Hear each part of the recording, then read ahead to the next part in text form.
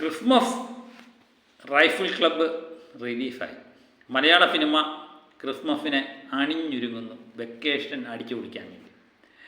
എനിക്ക് തോന്നുന്നു വെക്കേഷൻ എന്ന് കേട്ട് കഴിയുമ്പോഴത്തേന് മിക്കവാറും ആക്ഷൻ ചിത്രങ്ങളിലോടാണ് ഇപ്പം കുറച്ച് നാളായിട്ട് പ്രണയം തോന്നുന്നത്. അത് സാമാന്യം നല്ല രീതിയിൽ തന്നെ റൈഫിൾ ക്ലബ്ബ് ഒരുക്കി വെച്ചിട്ടുണ്ട് എന്നുള്ളതാണ്. ആശിഷ് അബു എന്ന് പറയുന്ന സംവിധായകൻ, പുള്ളിയെ നമ്മൾ പ്രതീക്ഷയോടെ നോക്കി കാണുന്നൊരു സംവിധായകനാണ്. അദ്ദേഹത്തിൽ നിന്ന് നമ്മൾ പ്രതീക്ഷിച്ചതല്ല എന്ന് എനിക്ക് തോന്നുന്നു. പക്ഷേ ഈ ഇതിൻ്റെ ട്രെയിലറൊക്കെ കണ്ടു കഴിഞ്ഞപ്പം നമുക്ക് പൊതുവെ ഇങ്ങനെയുള്ളൊരു ചിത്രം സത്യം പറഞ്ഞാൽ തോക്കിൻ്റെ കളിയാണ് മക്കളെ എന്ന് തന്നെ പറയാം. ആശിഷ് അബു എനിക്ക് തോന്നുന്നു, ആശിഷ് അബു എന്ന് സംവിധാനം ചെയ്ത് വെച്ചിരുന്ന അമൽ നീരജ് ചിത്രം പോലെ ഒരു ചിത്രം. അമൽ നീരജ് ചിത്രം എങ്ങനെയാണോ സംവിധാനം ചെയ്യുന്ന ആ രീതിയിലേക്കുള്ളൊരു ചിത്രം ആശിഷ് അബു പടച്ചു വെച്ചിരിക്കുന്നു എന്ന് തന്നെ പറയാം. ഇതിനകത്ത് ശ്യാം പുഷ്കർ, ദിലീഷ് നായർ, ഫുഗാഫ് എന്ന് 3 പേരാണ് കഥ തിരക്കഥയൊക്കെ എഴുതിയിരിക്കുന്നത്. ഇവർ ആശിഷ് അബുവായിട്ടൊക്കെ ഒന്നിച്ച് ചേരുമ്പോൾ ശ്യാം പുഷ്കറും ദിലീഷ് നായരും ഒക്കെ ആയിട്ട് ഒന്നിച്ച് ചേരും. മായാനദിയാണ് ഇവരെല്ലാവരും കൂടെ ഒന്നിച്ചൊരു ചിത്രം. അതേ ഫീലൊന്നുമല്ല കിട്ടുന്നത്. ഇതൊരുമാതിരി വെടി പൊഹ എന്ന് തന്നെ പറയാം. വെടി എന്ന് പറയുന്നത് പടം പൊട്ടിപ്പോയെന്ന അർത്ഥത്തില്ല ഞാൻ പറയുന്നത്. തോക്ക് വെച്ചുള്ള കളിയാണ് മക്കളെ, രക്തത്തിൻ്റെ കളിയാണ്. അപ്പം എനിക്ക് ഈ ചിത്രം കണ്ടു കഴിഞ്ഞപ്പോഴത്തേന് എനിക്ക് തോന്നിയത് നാളെ മാർക്കോയും കൂടെ ഇറങ്ങിക്കഴിയുമ്പോൾ എന്താ അവസ്ഥ എന്ന്. തിയേറ്റർ കളമായി മാറാനുള്ള സാധ്യതയാണ്. ഏറ്റവും വലിയ വയലൻസുമായിട്ടാണ് മാർക്കോ വരുന്നതെന്ന് നേരത്തെ തന്നെ പറയുന്നു. അതിൻ്റെ കൂടെ ഈ ചിത്രം, ഇത് രണ്ടും കൂടെ ഏറ്റുമുട്ടുമ്പോൾ ഒരു വല്ലാത്ത അവസ്ഥയായി. അപ്പം ഇതിനകത്ത് ദിലീഷ് പോത്തൻ, അനുരാഗ് കശ്യപ്, വാണി വിശ്വനാഥ്. അനുരാഗ് കശ്യപ് എന്ന് പറയുന്ന സാധനം ഉണ്ടല്ലോ, പുള്ളി വന്നത് വെറുതെ ആയില്ല എന്ന് നമുക്ക് തോന്നി. കാരണം മികച്ചൊരു കഥാപാത്രമാണ് അദ്ദേഹം ചെയ്തിരിക്കുന്നത്. അത് മനസ്സിൽ തങ്ങി നിൽക്കുന്ന ഒരു കഥാപാത്രമാണ്. പിന്നെ വാണി വിശ്വനാഥിൻ്റെ തിരിച്ചുവരവ്, അത് നമ്മൾ എടുത്തു പറഞ്ഞേ പറ്റും. പിന്നെ നമ്മൾ വിജയരാഘവൻ, ഒന്നും പറയാനില്ല. വിജയരാഘവൻ ഏത് റോളും അദ്ദേഹം ഭംഗിയാക്കും എന്ന് നമുക്കറിയാം. അത് കറക്റ്റായിട്ട് വിജയരാഘവന് പറ്റിയ റോളെന്നല്ല, ഏത് റോളും അദ്ദേഹത്തിൻ്റെ കൈ ഭദ്രമാണ് വിജയരാഘവൻ. അത് നമ്മൾ പലപ്പോഴും കണ്ടിട്ടുള്ളതാണ്. അത് ഈ ചിത്രത്തിലും അത് ഭംഗിയായിട്ട് തന്നെ അദ്ദേഹം കൈകാര്യം ചെയ്തിട്ടുണ്ട്. അങ്ങനെ 2-3 പേരെ ഞാൻ എടുത്ത് പറയും. അനുരാഗ് കശ്യപ്, വാണി വിശ്വനാഥ്, നമ്മുടെ വിജയരാഘവൻ. ബാക്കി ഒത്തിരി ആൾക്കാരുണ്ട് അഭിനയിച്ചേക്കുന്ന, ഒത്തിരി ഉണ്ടെന്ന് പറഞ്ഞാൽ ഹനുമാൻ കൈൻ്റെ, ദർശന രാജേന്ദ്രൻ, സുരഭി ലക്ഷ്മി, പിന്നെ വിനീത് കുമാർ, റാഫി എന്ന് വേണ്ട ഒത്തിരി ആൾക്കാർ, എണ്ണിയാൽ കൂടാത്തത്ര ആൾക്കാരുണ്ട്. അതിലെ സുരഭി ലക്ഷ്മിയുടെയൊക്കെ കഥാപാത്രം എനിക്ക് തോന്നുന്നു ഇത്രയും നാളും ചെയ്യാത്തൊരു കഥാപാത്രമാണെന്ന് തോന്നുന്നു. ഒരു പ്രത്യേക രീതി, തോക്ക് വെച്ചുള്ള കളിയാണെന്ന് ഞാൻ പറഞ്ഞില്ല, അത് തന്നെയാണ്. അപ്പം ഇതിനകത്ത് നമ്മളൊരു പ്രത്യേക കഥയായിട്ട് നമുക്ക് തോന്നിയില്ല. ഒരു മനസ്സിൽ തങ്ങി നിൽക്കുന്ന ഒരു കഥ എന്നൊന്നും നമുക്ക് പറയാനില്ല. ഒരു കഥ ഉണ്ടോ എന്ന് ചോദിച്ചാൽ ഒരു കഥയില്ലായ്മയുണ്ട്. പക്ഷേ നമുക്ക് ഒരു സമയത്ത് പോലും ബോറടിക്കത്തില്ല എന്നുള്ളതാണ് എൻ്റെ ഒരു പ്രത്യേകത. നമ്മൾ അതുപോലെ ചില തമാശ രംഗങ്ങളുണ്ട്, അത് നമ്മൾ പ്രത്യേകം എടുത്ത് പറയണം. അതൊക്കെ എന്ന് പറഞ്ഞാൽ പടവുമായിട്ട് യോജിച്ച് പോകുന്ന തമാശ, ഈ പടത്തിന് വേണ്ടി കയറ്റി വെച്ചൊക്കെ തമാശയല്ല. നമുക്കൊന്ന് മനസ്സ് തുറന്ന് ചിരിക്കാൻ പറ്റുന്ന ചില മുഹൂർത്തങ്ങൾ ഇതിനകത്ത് കാണുന്നുണ്ട്. അതുപോലെ ഞാൻ പറഞ്ഞു രക്തത്തിൻ്റെ കളിയാണ്, രക്തക്ലിഷിതമായ ഒരു കളി തന്നെയാണ് തിയേറ്ററിൽ എമ്പാടും കാണുന്നത്. അപ്പോൾ ഒരു ട്വിസ്റ്റൊന്നുമില്ല, നമ്മൾ സസ്പെൻസും ഒന്നുമില്ല, ഒരു സാധാരണ രീതിയിലുള്ള ഒരു കഥ. അത് വലിച്ചു നീട്ടുമൊന്നുമില്ല. അത് നേരെ ചൊവ്വെ ഭംഗിയായിട്ട് കഥ പറഞ്ഞു പോയിരിക്കുന്നത്. അതുപോലെ ഇതിൻ്റെ ഒരു മേക്കിങ് ഒക്കെ എന്ന് പറഞ്ഞാൽ അടിപൊളി മേക്കിങ്ങാണ്. പിന്നെ ഞാൻ പറഞ്ഞില്ലേ, കഥയ്ക്ക് വലിയ പുതുമയൊന്നുമില്ല, സാധാരണ ഒരു കഥ. നമ്മൾ തിരിച്ച് സിനിമയിൽ ഇതൊക്കെ കണ്ടിട്ടുള്ളതാണ്, അതുകൊണ്ട് നമുക്ക് പ്രത്യേക പുതുമ. പക്ഷേ ഇത് ആ കഥ നമ്മൾ കണ്ട് പരിചിതമായ കഥകളാണെങ്കിലും അത് നേരെ ചൊവ്വേ പറഞ്ഞു പോകാൻ കഴിഞ്ഞിട്ടുണ്ട് എന്നുള്ളതാണ് ഈ ചിത്രത്തിൻ്റെ ഏറ്റവും വലിയൊരു പ്രത്യേകത.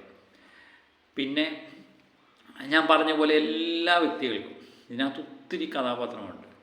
എല്ലാവർക്കും തുല്യ പ്രാധാന്യം തന്നെ ഇതിനകത്ത് കൊടുത്തിട്ടുണ്ട് എന്നുള്ളതാണ് ഏറ്റവും വലിയൊരു സന്തോഷമുള്ള കാര്യം. കാരണം വന്നേക്കുന്ന ആർക്കും തന്നെ ബോറടിപ്പിക്കുന്നില്ല അവരാരും. അതുപോലെ തന്നെ എല്ലാവർക്കും തുല്യം, ഇത് ആർക്ക് പ്രാധാന്യം കൂടുതൽ ആർക്ക് പ്രാധാന്യം കുറവ് എന്നൊന്നുമില്ല.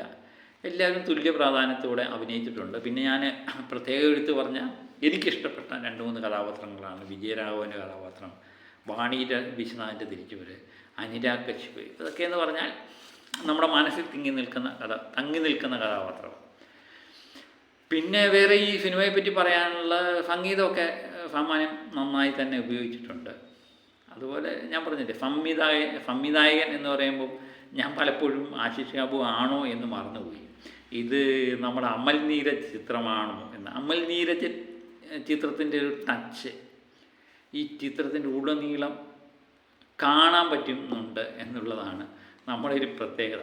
പക്ഷേ ഈ ചിത്രം സംവിധാനം ചെയ്തേക്കുന്ന ആശിഷ് കാപു ആണെന്നുള്ളത് പ്രത്യേകം ശ്രദ്ധിക്കണം. അപ്പം ആശിഷ് കാപുവിൻ്റെ ചിത്രങ്ങളിലൊക്കെ നമ്മൾ കണ്ടുവന്നേക്കുന്ന രീതിയിൽ നിന്ന് വ്യത്യസ്തമായ രീതി, ഒരേ ചിത്രം പോലെ ആകണമെന്നില്ലല്ലോ, അത് തന്നെ ബോറല്ലേ. അപ്പോൾ അതിൽ നിന്ന് വ്യത്യസ്തമായ ഒരു രീതി അദ്ദേഹം പിന്തുടരുന്നുണ്ട്. അത് അദ്ദേഹം പരിപൂർണമായിട്ട് വിജയിച്ചിട്ടുമുണ്ട്. അപ്പം ഇങ്ങനെയൊക്കെയാണ് ഈ ചിത്രത്തെ പറ്റി എനിക്ക് പൊതുവെ പറയാനുള്ള കാര്യങ്ങൾ ഇതൊക്കെ തന്നെയാണ്. പിന്നെ ഈ ആക്ഷൻ ചിത്രങ്ങളാണെങ്കിൽ ചില സമയത്തൊക്കെ ഈ ചിത്രത്തിൻ്റെ ഇടയിലൊക്കെ ചില രംഗങ്ങളൊക്കെ ഉണ്ട്. സത്യം പറഞ്ഞാൽ ബ്രില്യൻ സാധനം എന്നൊക്കെ പറയുന്ന വൗ ഇല്ലേ, എന്നല്ല വൗ എന്ന് നമ്മൾ പറയത്തില്ലേ, ആ രീതിയിലൊക്കെ പറഞ്ഞു പോകാൻ പറ്റുന്ന ചില രംഗങ്ങൾ ഇതിൻ്റെ ഇടയ്ക്കൊക്കെ കൊള്ളിച്ചിട്ടുണ്ട്.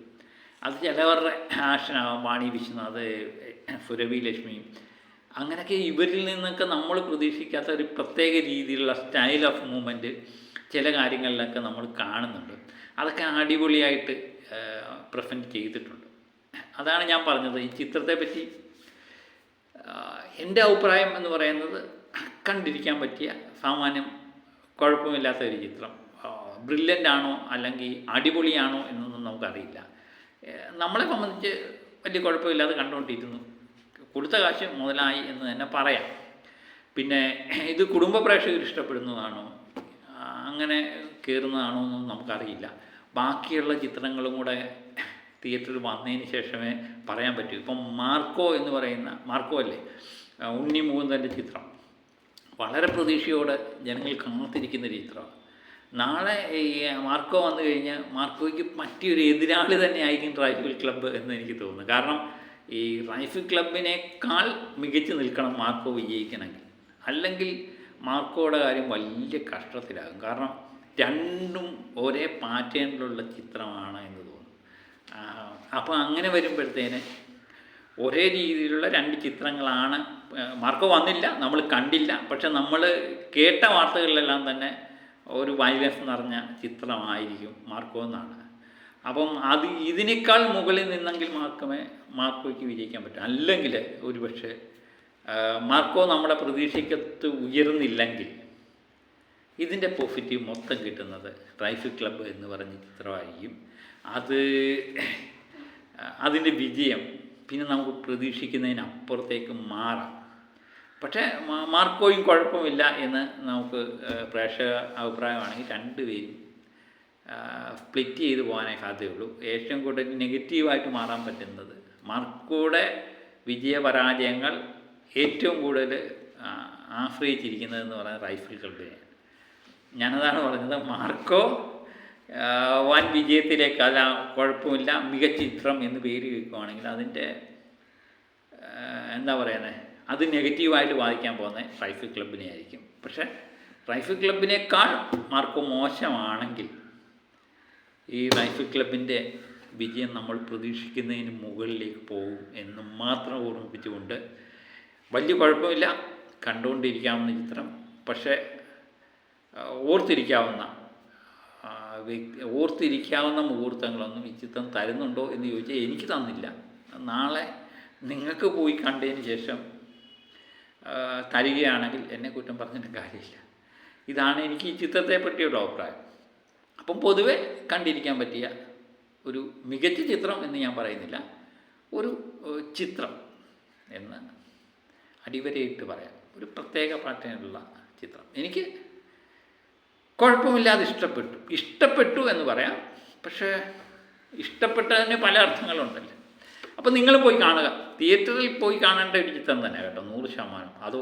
അത് നമുക്ക് പറഞ്ഞേ പറ്റും. അപ്പോൾ എല്ലാവരും പോയി കാണുക, എല്ലാവരും നിങ്ങളുടെ അഭിപ്രായം പറയുക. അപ്പം മറ്റൊരു വീഡിയോയുമായി വീണ്ടും എത്താം. Okay, by.